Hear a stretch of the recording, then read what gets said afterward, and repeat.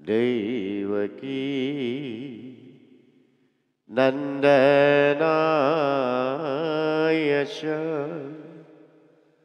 Nanda Gopa Kumaraya Govindaye Namo Namah Govindaye Namo Namah Govindaye Namo Namah ঐতিহ্যমণ্ডিত ডিমৌ আঠাবাৰী এই পবিত্ৰ তীৰ্থস্থান তিথিত আমাৰ প্ৰয়াস স্বেচ্ছাসেৱী অনুষ্ঠান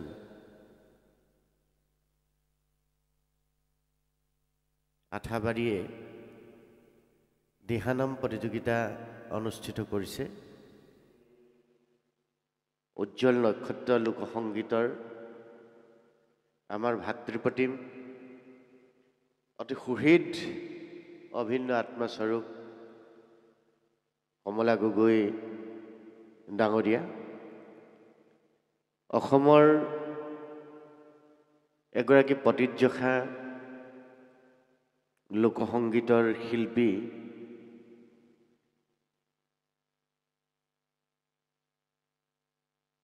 অসম ভাৰত চৰকাৰৰ সাংস্কৃতিক মন্ত্ৰালয়ৰ অধীনত দিহানামৰ গুৰু উপাধি প্ৰাপ্ত আমাৰ আইসকলৰ খুব পৰিচিত আমাৰ ভণ্টি অতি সুহৃদ অভিন্ন আত্মস্বৰূপ অমিয়া নেওগ কলিতা দুয়োগৰাকী হ'ল অসমৰ লোক সংস্কৃতি জগতখনৰ একোটা উজ্জ্বল নক্ষত্ৰ আচলতে আজি মই খুব এটা আনন্দ অনুভৱ কৰিছোঁ দুয়োগৰাকীক আজি বহু বছৰৰ পৰা মই চিনি পাওঁ ভালদৰে জানো আৰু দুয়োগৰাকীৰ লগতে বিভিন্ন সময়ত বিভিন্ন অনুষ্ঠানত আমি একেলগে কাম কৰিছোঁ কিন্তু আজি মোৰ এটা ভাল লগা আজি ধ্ৰুৱক মই এটা ধন্যবাদ দিব খুজিছোঁ অসমৰ দুয়োগৰাকী প্ৰতীৰ্যশা ব্যক্তিক একেখন মঞ্চতে আজি থিয় কৰাইছে এওঁলোকৰ মাজত বহুদিন যোগসূত্ৰ নাছিল এটা জোৰদাৰ হাততালি দিয়ক আঠাবাৰী আজি মাইলৰ খুঁটি ফটোৱে কথা কয় আমি ইয়াৰ কিছুমান ফটো আজি ৰাখিছোঁ ফটোখিনি নিশ্চয় এৰি দিয়াৰ লগে লগে বহু কথা ক'ব অসমত এই ফটোৱে মোৰ ভাল লগা কথাটো হ'ল এইটো মই দুয়োগৰাকীকে কেনেকৈ একেখন মঞ্চতে লগ পাম এইটো আজি বহু বছৰৰ সপোন আছিল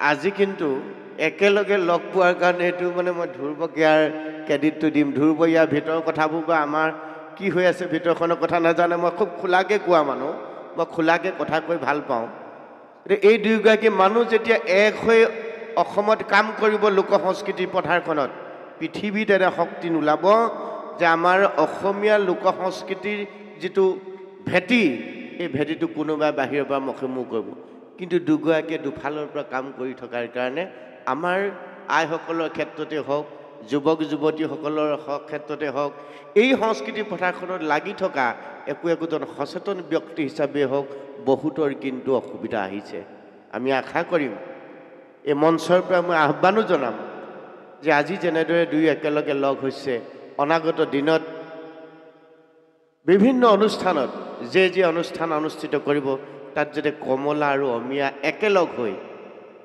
আমাৰ অসমীয়া জাতি সংস্কৃতিৰ কাৰণে কাম কৰি যায় মই আজিৰ এই পবিত্ৰ মঞ্চৰ পৰাই তেওঁলোকক অনুৰোধ জনাইছোঁ ইতিমধ্যে বহু অনুষ্ঠান অসমত জন্ম হৈছে বহুতে বহু ধৰণে ভাগে ভাগে গৈ নিজক প্ৰতিষ্ঠাৰ নামত কিবা কিবি ৰেকৰ্ডো কৰিবলৈ গৈছে কিন্তু য'ত অমিয়া নাথাকিব য'ত কমলা নাথাকিব সেই ৰেকৰ্ডে কিন্তু সঠিক লক্ষ্যত উপনীত নহ'ব গতিকে আমি আশাবাদী এই দুয়োগৰাকী অসমৰ উজ্জ্বল নক্ষত্ৰ যাতে একেখন মঞ্চৰ পৰা একেলগে কাম কৰে তাৰ কাৰণে আমি আপোনালোকৰ লগত সহায় থাকিম কিন্তু আপোনালোক দুয়ো এক হৈ আমাৰ সমাজৰ আদৰ্শটো দেখুৱাওক এইটো আমি অনুৰোধ ৰাখিছোঁ মই বেলেগ কথা নকওঁ আজি মোৰ ভাল লাগিছে আৰু সেইকাৰণে মই আমাৰ ভাইটিক কি কয় নামটোকে পাহৰি গৈছোঁ আকৌ ধ্ৰুৱ বৰুৱাক ধন্যবাদ জ্ঞাপন কৰিছোঁ আৰু আঠাবাৰী ৰাইজকো ধন্যবাদ জ্ঞাপন কৰিছোঁ দুইটি উজ্জ্বল নক্ষত্ৰ যে আনি আপোনালোকে ইয়াত আজি থিয় কৰালে তাৰ কাৰণে আপোনালোকক ধন্যবাদ আৰু কৃতজ্ঞতা জ্ঞাপন কৰিছোঁ আশা কৰিম পুনৰ অনুৰোধ কৰিছোঁ দুয়োকে যাতে এক হৈ আপোনালোকে এই সংস্কৃতিটো দিহানামেই হওক বা অন্যান্য যিবিলাক লোকসংগীত আছে আমি যাতে সকলো একেলগে আগবঢ়াই লৈ যাব পাৰোঁ তাৰ কাৰণে যাতে আপোনালোকে অপুৰুষাৰ্থ কৰে মান্যানুসাৰে আমি সকলোকে আমাৰ শ্ৰদ্ধা আৰু সেৱা নিবেদন কৰা হৈছে সাম্প্ৰতিক সময়ত মানুহৰ ব্যস্ততাপূৰ্ণ ক্ষণত গুৰু সংস্কৃতি ধৰি ৰখাৰ অভিনৱ প্ৰয়াস আপোনালোকে গ্ৰহণ কৰিছে এই গ্ৰহণ কৰাৰ ব্যৱস্থাই আপোনালোকে লৈছে দিহানাম অনুষ্ঠানৰ আয়োজন কৰি আজি অনুষ্ঠানটি সাফল্যমণ্ডিত হওক সৰ্বপ্ৰথমে আমি মহাপ্ৰভুৰ চৰণত সেয়াকে কামনা কৰা হৈছে আৰু যি মনৰ আশা আকাংক্ষা লৈ আপোনাসকলে অনুষ্ঠানভাগি আয়োজন কৰিছে সকলোকে ভগৱানে শুভ দৃষ্টি প্ৰদান কৰক আপোনালোকে জানে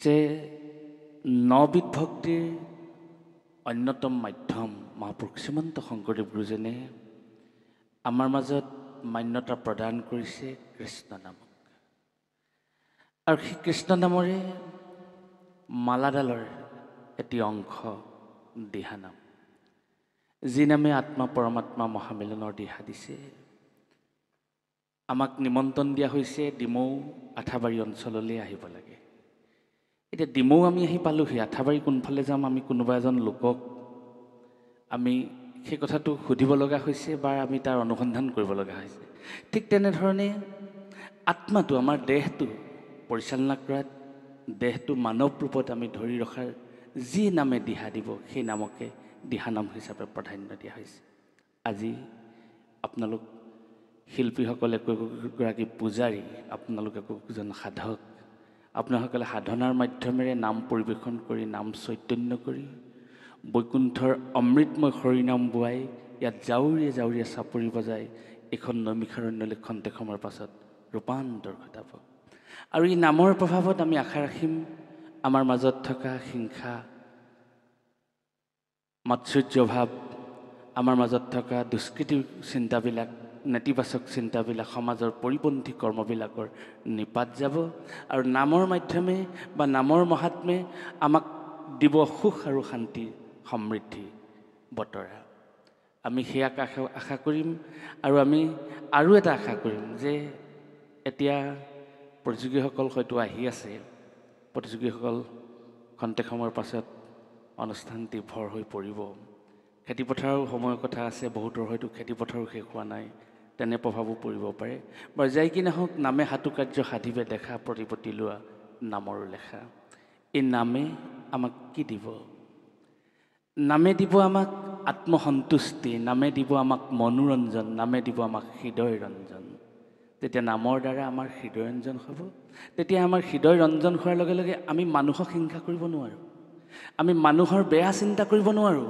আমাক নামে হৃদয়খন কৰ্ষণ কৰিব তেতিয়া নামে আমাৰ হৃদয়খন কৰ্ষণ কৰিব আমাৰ মনবিলাক সংস্কাৰ হ'ব আৰু আমাৰ কৰ্মবিলাক পৰিষ্কাৰ হ'ব তেতিয়া আমি সুন্দৰলৈ ৰূপান্তৰ হ'ম আমি সমাজখন ধৰি ৰাখিবলৈ যত্ন কৰিম আৰু আমাৰ গৃহখনো মন্দিৰলৈ ৰূপান্তৰ হ'ব এটা কথা মনলৈ আহিছে আমাৰ লোকবিশ্বাস এটা আমাৰ কেতিয়াবা পেটবিলাক কামোৰে ভূত ভূতাই এনেকুৱাবিলাক নহয় জানো আমি গ্ৰাম্য জীৱনত বাস কৰা মানুহ আমাৰ তেনেকুৱা হয় কেতিয়াবা আমাক মায়ে কয় যে বৰ্তাৰ ওচৰলৈকে যাচোন পানী অকণমান জাৰি দিব পানীকণত কি বুলি জাৰি দিয়ে নাজানো কিন্তু এটাহে শুনো কমলাৰো মুখলগা মুখহলা মোৰ নামটো উচ্চাৰণ কৰি দিয়াটো শুনি পাওঁ বাকী তেখেতে কি কয় নাজানো তিনিটামান ফু মাৰি দিয়ে সেই পানীকণ খাই দিয়াৰ লগে লগে কিন্তু মোৰ পেটৰ সমস্ত ব্যাধিটো কিন্তু বিনাশ হয় এইটো আমাৰ বিশ্বাস যেতিয়া আপোনালোক সকলো আই মাতৃসকলে কৃষ্ণ নাম চৈতন্য কৰিব, কৃষ্ণ নাম চৈতন্য কৰাৰ লগে লগে আপোনালোকে হৃদয়খন যেতিয়া ৰঞ্জন হৈ থাকিব, আপোনালোকে যেতিয়া গৃহৰ কৰ্মবিলাক কৰি থাকিব,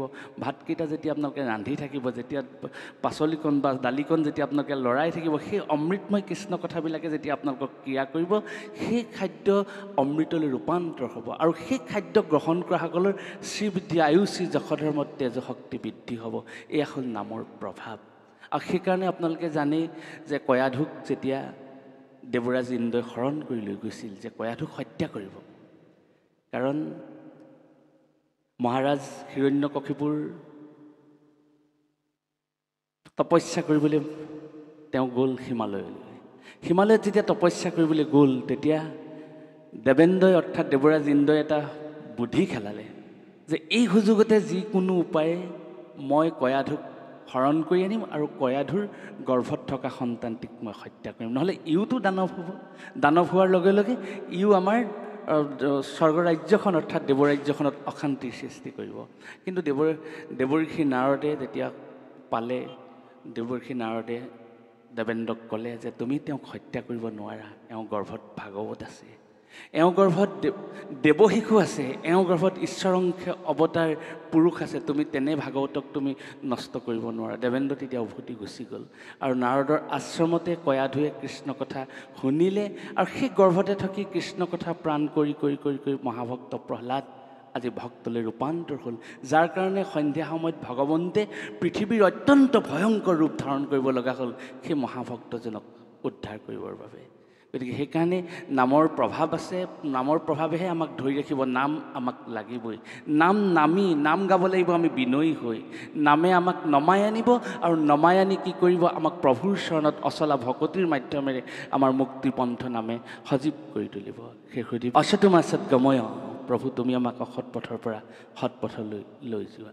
তমস্যু মা জ্যোতি গময়, সেই প্ৰভু তুমি আমাক আন্ধাৰৰ পৰা পোহৰৰ পৰা দেখুৱাই দিয়া। মৃত্যু মা অমৃতংগময়, তুমি আমাক অকাল মৃত্যু নিদিবা, এনে মৃত্যু প্ৰদান কৰা যি মৃত্যু অমৃত সমান, যি মৃত্যুৱে আমাক দিব মুক্তি। এই কামনাৰে সকলোকে শ্ৰদ্ধা জনাই আমি অনুষ্ঠানভাগী শুভ উদ্বোধন হৈছে বুলি ঘোষণা কৰিছোঁ। জয় গোবিন্দ। প্ৰত্যেকৰে আত্মা, প্ৰত্যেকৰে মন সজীৱ আৰু জীপাল কৰি ৰাখক। আজি এই দিহানাম প্ৰতিযোগিতাৰ উদ্বোধক মহোদয় জয়ন্ত দা, মই কমলা গগৈ বুলি আচলতে আজিলৈকে কৈ পোৱা নাই, জয়ন্ত দা বুলিয়ে মাতি আহিছোঁ আজি বহু বছৰ ধৰি।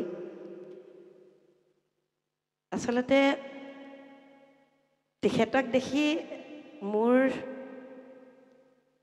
এটা বেলেগ সময়লৈ মনত পৰি গৈছে, কাৰণ মোতকৈ তেখেতৰ লগত ভাল সম্পৰ্ক আছিলে মোৰ স্বামীয়ে।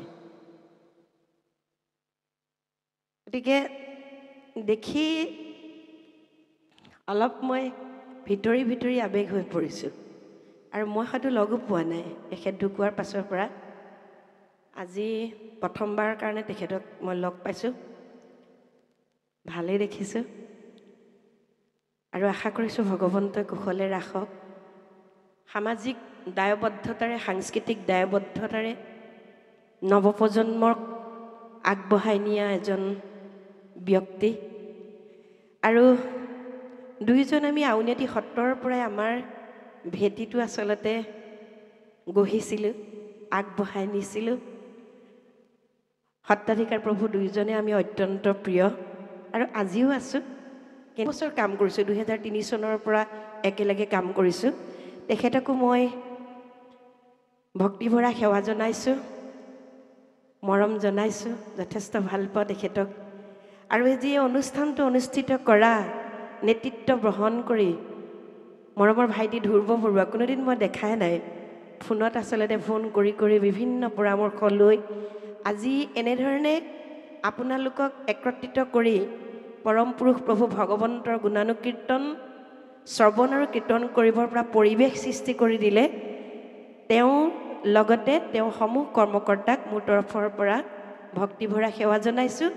আৰু আজি এই প্ৰতিযোগিতা হিচাপে নাম পৰিৱেশন কৰিবলৈ অহা প্ৰতিযোগীসকল আৰু নামৰ অমিয়া ৰস পান কৰিবলৈ অহা সমূহ ভকত বৈষ্ণৱৰ চৰণত আমাৰ তৰফৰ পৰা সেৱা নিবেদন কৰিলোঁ। বৰ্তমান সময়ত দিহানাম প্ৰতিযোগিতা হিচাপে মহিলাসকলৰ মাজত অতি জনসমাদৰ আৰু জনপ্ৰিয়তা লাভ কৰিছে। গোটেই সিংহভাগ গ্ৰহণ কৰি আছে মহিলাসকলে, নহয়নে? গতিকে এগৰাকী মহিলাই গৃহস্থী সংসাৰখন পালন কৰাৰ পাছতো এনে এটা গুৰুত্বপূৰ্ণ বিষয় সজীৱ আৰু জীপাল কৰি ৰাখিছে, সেয়া হ'ল দিহানাম। প্ৰতিযোগিতাৰ মাধ্যমেৰে ৰাখিছে। আজিকালি কিছু ব্যক্তিৰ মুখত আমি শুনো, নামৰ বিচাৰ কৰিব পাৰি জানো? সঁচাকৈ হয়। পৰম পুৰুষ প্ৰভু ভগৱন্তৰ নামৰ বিচাৰ কোনে কৰিব পাৰিব? নহয় জানো? কাৰোবাৰ শকতি আছে জানো যাৰ নামৰ তত্ত্ব বোলে ব্ৰহ্মা হৰেও নাপায়? কিন্তু আমি পথালি চকুৱা মনুষ্য, আমি কি জানো কি আচলতে? নহয় জানো? তথাপিতো কেতিয়াবা এটা বিষয় যেতিয়া প্ৰতিযোগিতাৰ আওতাত আহে, তাত নিৰ্দিষ্ট দফাত আমি কি কৰোঁ? ভাগ কৰি লওঁ। সেই নিৰ্দিষ্ট আওতাৰ মাজত, বিভিন্ন দফাৰ মাজত আমি যি বিচাৰোঁ, নাম বুলি ক'লে, দিহানাম বুলি ক'লে কি বিচাৰোঁ, সেইখিনিক আমি মূল্যাংকন কৰোঁ আচলতে।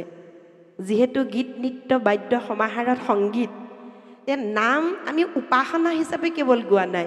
যেতিয়া আমি উপাসনা হিচাপে গাম তেতিয়া তাৰ পদ্ধতিটো বেলেগ, আৰু যেতিয়া সংগীতৰ মাধ্যমেৰে আমি নাম পৰিৱেশন কৰিছোঁ তাৰ পৰিৱেশন শৈলীটো অলপ সুকীয়া। সেয়েহে আমি নামৰ বিষয়বস্তু, ব্যাকৰণিক বা সাংগীতিক কিছু কথা বিষয়বস্তু, সেই সমূহ সামৰি আমি প্ৰতিযোগিতা হিচাপে আমি মূল্যাংকন কৰি কি কৰোঁ? যে তাৰ ফলাফল আমি দিওঁ। বিচাৰকৰ কাৰ্য সমাপন কৰিবলৈ কেতিয়াবাই মই এৰিছিলোঁ, কিন্তু আজি ভাইটিটোৰ অত্যন্ত অনুৰোধত আজি মই পুনৰ আহিলোঁ। বিচাৰক বুলি নহয় আৰু। গতিকে সন্দিকৈদা আছে, সন্দিকৈদা বহুখিনি কাম কৰিব। সন্দিকৈদা জানে দিহানাম কি, ইয়াৰ বিষয়বস্তু কি, ইয়াৰ ঠায়ে ঠায়ে পৰিৱেশন শৈলী কেনেকুৱা, কি হ'ব লাগে বা কি কৰি আছোঁ আমি, সেইখিনি আমি বিতংভাৱে প্ৰতিযোগিতাৰ শেষত আমি গ্ৰুপসকলৰ জ্ঞাতাৰ্থে বা যিসকলে পৰিৱেশন কৰিব সেই প্ৰতিযোগী দলসমূহক জনাবৰ বাবে আমি দুয়োজনে পাছত আলোচনা কৰিম। এতিয়া মাত্ৰ সকলোকে আমাৰ তৰফৰ পৰা ভক্তিভৰা সেৱা নিবেদন কৰিলোঁ আৰু সকলো দলক শুভেচ্ছা জ্ঞাপন কৰিছোঁ। নামৰ যি অমিয়া ৰস, হৃদয়ত ভগৱন্তক স্থান দি সেই নামৰ ৰস পানো কৰক। ৯বিধ ভকতিৰ ভিতৰত মহাপুৰুষীয়া সংস্কৃতিৰ যি ৯বিধ ভকতি, তাত শ্ৰৱণ আৰু কীৰ্তনেই মুখ্য বুলি কৈছে, শ্ৰেষ্ঠ বুলি কৈছে। কিন্তু সেই শ্ৰেষ্ঠত্ব প্ৰমাণ কৰিবৰ কাৰণে আত্মনিবেদনেৰে কি কৰিব লাগিব? আপোনালোকে নাম পৰিৱেশন কৰিব লাগিব।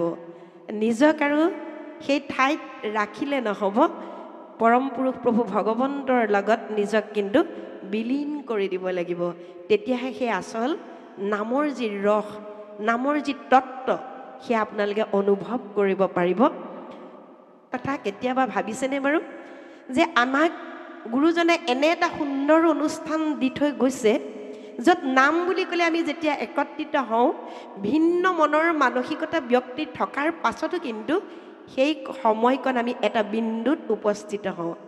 এয়াই অসমীয়া সমাজৰ এটা বৃহৎ শক্তি, এয়াই আচলতে বৃহৎ অসমীয়া সমাজৰ সংস্কৃতি, এয়াই হ'ল পৰম পুৰুষ প্ৰভু ভগৱন্তৰ নামৰ মহত্ব। পুনৰবাৰ সকলোলৈকে সেৱা জনাই মোৰ বক্তব্য সামৰণি মাৰিছোঁ। জয় গুৰু শংকৰ কৃষ্ণ।